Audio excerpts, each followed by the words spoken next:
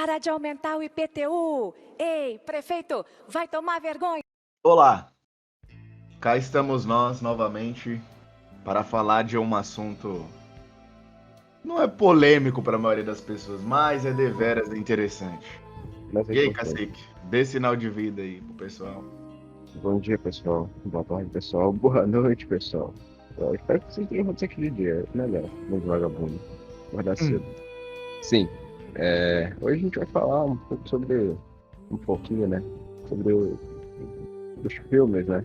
Que passam a imagem errada da Igreja Católica e tudo mais.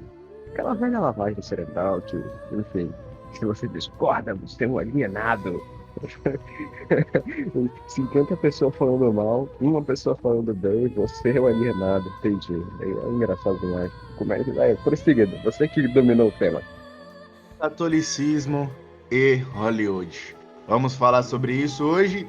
E uma coisa, com o avançar do tempo, eu aprendi uma coisa. A idade, eu não sou muito velho, mas eu tô, graças a Deus, saindo da adolescência. Eu acredito que eu ainda estou preso ainda a ela, mas estou me livrando das amarras doentias da adolescência. Então, 16 anos, do maxilar quadrado e shapeado. Mandou assistir da Netflix. E aí, agora eu começo a entender que se a grande mídia está falando mal de algo, certamente a gente deve olhar aquela coisa de maneira oposta. E de maneira oposta. Geralmente eles criticam o que é bom e elogiam o que é ruim. De maneira geral, né? As exceções. Mas, principalmente, Hollywood investe muito. E, vamos deixar uma coisa clara. Quando dizemos aqui Hollywood, a gente está falando de qualquer tipo de produção, em aspas, né? Artística, audiovisual que eles produzem. Não importa se eles só disponibilizam em streaming, enfim. Não interessa, qualquer tipo de conteúdo audiovisual que eles disponibilizarem para o grande público é considerado vai ser considerado aqui uma produção hollywoodiana, só para ficar claro. E outra coisa, aqui a gente não vai fazer uma análise espiritual da coisa, porque ninguém aqui é teólogo e claramente haveriam diversos erros. Então a gente vai para esse lado, a gente vai analisar a realidade, certo? Então vamos lá. Principalmente nos filmes de terror, Hollywood investe porque a Igreja Católica tem toda uma mística relacionada com o exorcismo. Há padres exorcistas, há casos famosos, né? E Hollywood, bem interessada nisso, avilta todas as histórias e cria também diversas histórias, ao ponto do grande público nem saber mais o que é real e o que não é. A começar que, não sei se nas traduções apenas, nas dublagens eles erram, que quando o filme começa, baseado em fatos reais. Aí você fica se questionando, existe algum fato que não é real? Se é um fato, logo só pode ser real, Se é um né? fato, logo só pode ser real. Mas, Só- assim, é uma coisa interessante de se falar, que exemplo, o melhor filme de terror, vamos dizer assim, o melhor filme de terror já feito é o clássico, que é o Exorcismo de Emily Rose. E ele só é bom, a desgraça do filme só é bom, porque o diretor foi fidedigno ao que realmente aconteceu. E até hoje, assim, você vê a galera que para pra escutar, que para pra falar sobre a parada, que voltou a rezar o terço e o rosário, né? Quando ouvi os áudios originais. Então, assim, você vê o aspecto do mal, a realidade do mal ali. Porra, a voz do demônio escapa, pô, no meio das gravações, sabe? E aí, pro bem e pro mal, não, na verdade, mais pro bem, o pessoal lembrou de que tem que rezar. Que tem o capeta querendo pegar a gente e que só o Papai do Céu protege. Continue, tá bom. Isso foi importante. É importante citar os casos positivos, digamos assim, né? E os bons exemplos. Mas a maioria não é assim. Vários exemplos a gente pode dar aqui, inclusive esse que você citou, que criaram a galera deve conhecer a saga Todo Mundo em Pânico, que pegavam clássicos Sim. e faziam de forma jocosa. E este filme do Exorcismo, o mais clássico, é utilizado, e no filme de comédia, o padre não é só demonstrar de maneira jocosa como o padre tem relações sexuais com a menina. E aquilo, aí entra a conversa, há limites para você na comédia. É aquilo, pra mim isso não é nem comédia, isso não é nem piada pra mim. Então não tem nem, eu acho que a discussão aqui não é nem os limites da comédia, mas sim o que é saudável e o que não é. Se pra você é engraçado ver um padre tendo relações sexuais com uma pessoa que, em aspas, está sendo tá sofrendo uma possessão demoníaca, eu acho que você tem que se tratar, né? Apesar que no Brasil a gente já falou isso, metade da população é de louco. Segue o jogo.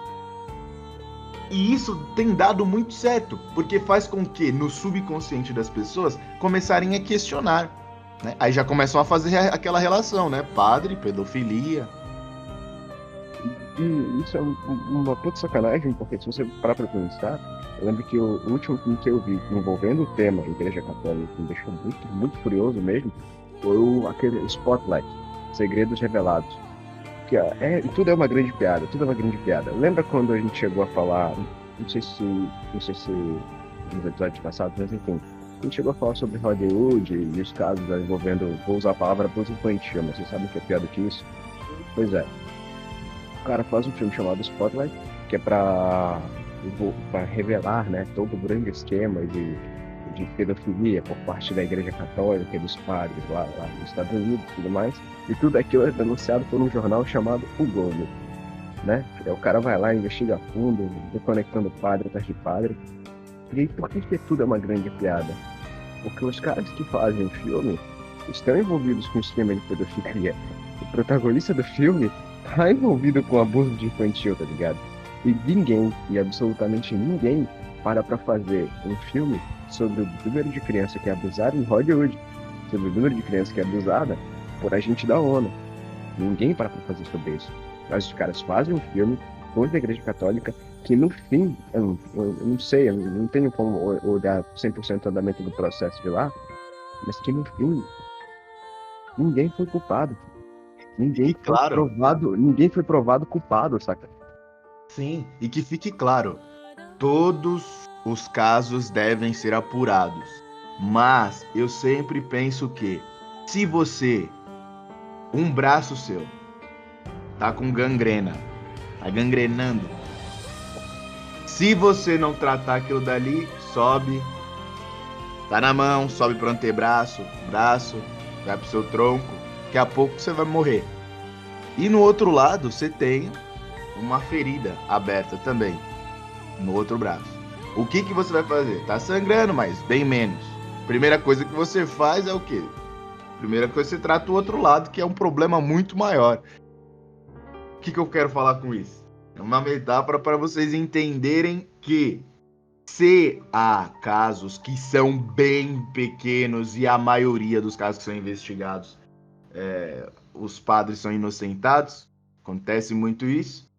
Se há casos, o número é muito, mas muito menor do que todos os outros grupos. A gente já falou isso daqui, que os padres aí que cometem esse tipo de crime é o menor grupo social, digamos assim, de pessoas que abusam. Social, e a maioria deles são gays. E a maioria não é padre de verdade, né? Então a exato. culpa não é da igreja. A igreja não é conivente. Só que eles informam, passam informações como se a igreja protegesse. E às vezes até incentivasse esse tipo de coisa. Então, eu tenho até um caso de um conhecido que afirma ter sido abusado aqui no Brasil por um padre. E ele criou ódio pela igreja. Mas é aquilo. Um padre que faz uma coisa muito boa, você não cria um amor. Quando o padre faz uma coisa muito boa por você, raramente você vê alguma pessoa falando que ama o padre e enaltecendo ele por aí. Mas Quando, em aspas, ele faz uma coisa muito ruim, aí é 700 mil pedras nele, mas nem tanto nele, mas na igreja. Na igreja. E basta ele ser acusado, simplesmente só acusado. Só acusado, acabou. Não precisa provar. É mais ou menos o caso, é aquele que a gente falou no episódio passado. Se é verdade ou não, não importa. Bom. O importante é a acusação e como eu posso usar isso a meu favor. Então chega a justiça social. Nossa, é muito legal você defender as pessoas de injustiças, não é mesmo? Do crime. Então, o que eu farei? Eu defenderei essa moça, porque todos estão falando que ela tá certa. Se ela está certa ou não, não importa. O grande público já está no consciente coletivo que ela está certa e que ela é inocente. Então, logo, se eu defendê-la, eu ganharei um bônus com a sociedade. Vou parecer. Prossiga.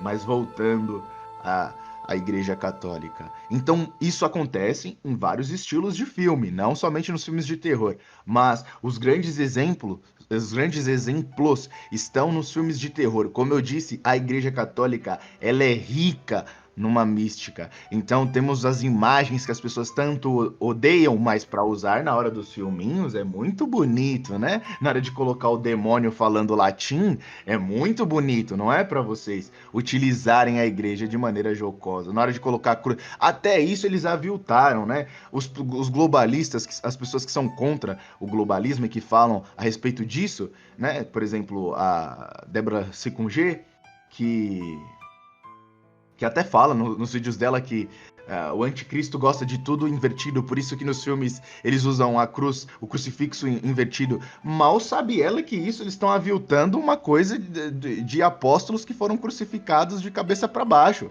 Não tem nada a ver, tanto que num passado distante os católicos usavam sim, não tinha nada a ver com demônios aí. Os católicos usavam. Não, sim, os católicos usavam cruzes invertidas, que tinha a ver com os apóstolos que foram crucificados para baixo, porque aqueles que pediram, né, para que isso acontecesse, já que eles não eram dignos de morrer como Cristo morreu. Exatamente. E, obviamente, que não sei em que momento da história, aviltaram e satanistas começaram a usar, e os próprios cristãos hoje enxergam como uma coisa ruim o crucifixo E a invertido. culpa de quem? E a culpa de quem? Protestante, pô. Olha só. E tem mais essa. Raramente Hollywood utiliza a ótica protestante de enxergar a vida cristã nos filmes. Raramente. E parece-me que é um engano dizer que os Estados Unidos é majoritariamente protestante. Isso vai variar de acordo com o estado. Isso não é uma verdade absoluta, hein? Sim, Isso sim. é outra coisa que Hollywood coloca na nossa cabeça. Porque nos filmes comuns, digamos assim, fora do gênero de terror, o que domina é o protestantismo. Tanto que aquele filme lá é protestante do começo ao fim, que faz muito sucesso aqui no Brasil, inclusive, o Deus Não Está Morto, por exemplo. Porque faz com que as pessoas acreditem. Tem mais esse problema de Hollywood. Ou você acredita na fé de maneira simplesmente superficial e emocional. Eu sinto que Deus está em mim. Ou você não acredita em Deus. É os dois extremos. Ou é o limite da burrice. É o limite das burrices, só que nos dois nos polos opostos. É assim o que Hollywood funciona. E, geralmente, o religioso é retratado como uma pessoa desprovida de inteligência. Que é aquele lado que eu falei. É o emocional, simplesmente. Ele acredita por acreditar. Nos filmes brasileiros isso também acontece. Nunca você verá um protagonista católico muito inteligente, que é um cientista, um doutor e é religioso ao mesmo tempo. Eles não acreditam que isso existe. E isso fica no imaginário. Isso aí. Esse trabalho fica pra gente. O trabalho fica pra gente agora. Porque muito do... Enfim, sem fugir muito, mas muito da cultura brasileira, de grandes heróis, de grandes personalidades, de fato, sejam elas reais ou da ficção, ou do imaginário, foi perdido, pô. Depois da década de 60. Na verdade, desde a era do Vargas pra trás, foi perdido. Então a gente precisa recriar isso agora. Quando abre, né? Quando o país se reabre a democracia, o primeiro filme que é feito é aquele sobre a família real, que forma todo mundo num bando de palhaça. Então, tipo, isso tudo tem que ser retomado, isso tudo é trabalho pra gente agora. A gente tem que criar o grande cientista católico inteligente, a gente tem que criar o grande homem virtuoso, temente a Virgem Maria, a gente tem que fazer isso. Senão Porque nunca vai acontecer. isso nos dá brecha para falar também que Hollywood vai incutindo isso no imaginário, que foi o caso que eu citei lá, eu citei ontem com um amigo, quando eu estava a explicar para ele que a igreja não é separada da ciência, Pois é. até porque a igreja, por exemplo, o carro-chefe da igreja, a teologia, é um tipo de ciência. A ciência não se limita a um cara dentro do laboratório com um tubo de ensaio. Não é isso. Há diversos tipos de campos dentro da ciência, biologia, fisiologia. Então, calma, pequeno gafanhoto. Vamos devagar e você consegue citar diversos casos de homens católicos, religiosos que atuaram no campo da ciência e que ser católico era um detalhe muito importante na vida dele, que sem isso provavelmente ele não teria tido o reconhecimento que ele teve. E mesmo se ele não citasse isso, não deixaria de acreditar no Deus cristão da mesma maneira e não influencia em nada no desenvolvimento da inteligência dele quanto a ciência em si, que é considerado pelo mundo, né? Não a teologia, enfim, que eles não consideram ciência. Para a maioria, ciência só está com um tubo de ensaio dentro de um laboratório, mas esquecem que na história da humanidade houve diversos homens e ainda há que praticam essa ciência, digamos assim, dos homens e mesmo assim continuam crendo em Deus.